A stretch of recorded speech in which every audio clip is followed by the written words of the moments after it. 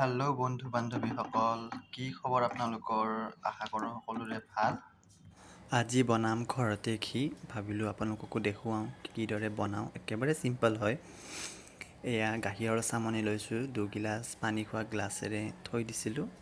আজি 10-11 দিনমানৰ পৰা জমা কৰি থোৱা আছিল। ধুনীয়াকৈ ফেটি ল'ম। যিমান ফেটে সিমান ধুনীয়া হয়, ভাল হয়। তাৰপিছত ফেটি লৈ উঠি ইয়াতে মিক্স কৰিম পানীখিনি ধুনীয়াকৈ দি পানীখিনিৰ লগতো আকৌ ফেটি ল'ব লাগিব, যাতে গাখীৰৰ সৰবিলাক আৰু গাখীৰখিনি এক্সট্ৰা গাখীৰখিনি ওলাই যায় আৰু গাখীৰৰ সৰখিনি এক্সট্ৰা হৈ যায়, তেতিয়াহে ধুনীয়া হ'ব। এনেকৈ ফেটি ল'ব লাগিব। ভালদৰে ফেটি ল'লে বস্তুটো ভাল হয়, ঘীটো ভাল হয়। আৰু এয়া চাব পাৰে কি ধুনীয়াকৈ গাখীৰৰ চামনিখিনি বেলেগ হৈ গৈছে আৰু গাখীৰখিনি বেলেগ হৈ গৈছে। এনেকৈ এইখিনি ফেটি লৈ তাৰপিছত এইখিনি উঠাই ল'ম, এক্সট্ৰা হোৱাখিনি, আৰু গাখীৰখিনি ৰাখি দিম। এনেকৈ এইখিনি ধুনীয়াকৈ উঠাই ল'ব লাগিব।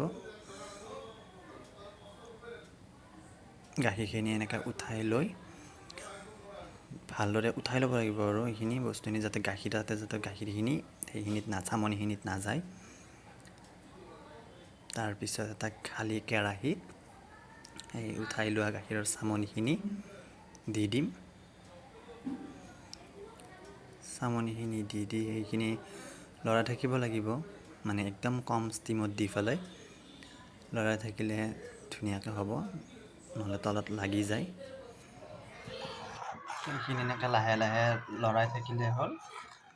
অলপ পিছত যেতিয়া ভালদৰে গৰম হৈ যাব, তেতিয়া চাইডে ঘীটো ওলাই আহিব। এয়া চাব পাৰে এইবিলাক চাইডেৰে ওলাই আহিছে, এইবিলাক মাজত এইবিলাক ঘীবিলাক ওলাইছে। যিমান কম ষ্টিমত বনায় সিমান মানে ভাল হয় আৰু বেছি হয় ঘীটো। চাওক কি ধুনীয়াকৈ ঘীবিলাক ওলাইছে। গাখীৰৰ চামনিবিলাক এটা চাইড হৈ গৈছে আৰু ঘীবিলাক ধুনীয়াকৈ এটা চাইড হৈ ওলাই গৈছে।